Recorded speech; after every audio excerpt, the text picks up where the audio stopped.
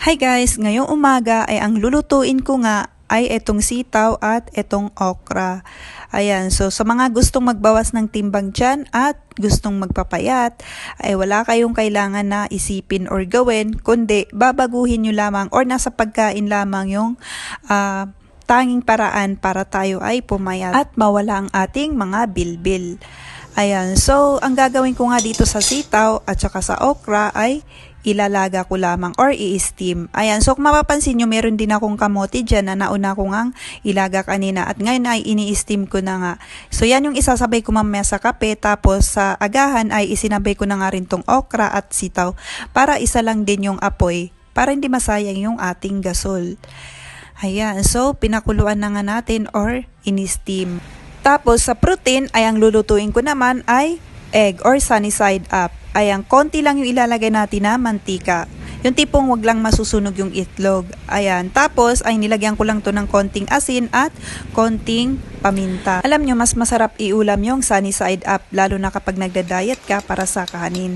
Tapos itong itlog naman na scrambled ay ito naman yung para sa mga anak ko. Ayan, niluto ko na nga rin ito.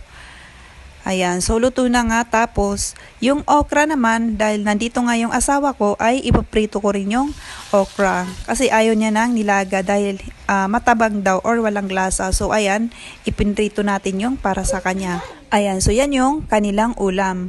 Ulam burger, scrambled egg, kikiam at pritong okra.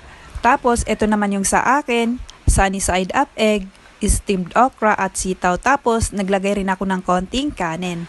Tapos sausawan ko nga dito ay kalamansi at toyo.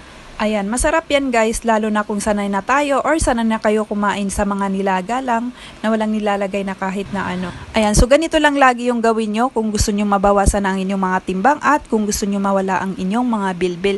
Kahit hindi pa kayo mag-workout, basta ganito or patuloy nyong ginagawa yung ganito, ay siguradong mababawasan ang inyong mga timbang. Hindi nyo na kailangan ma-stress na maghanap ng solusyon kung paano mabawasan na ang inyong mga timbang. Nasa pagkain lang yan guys. Okay?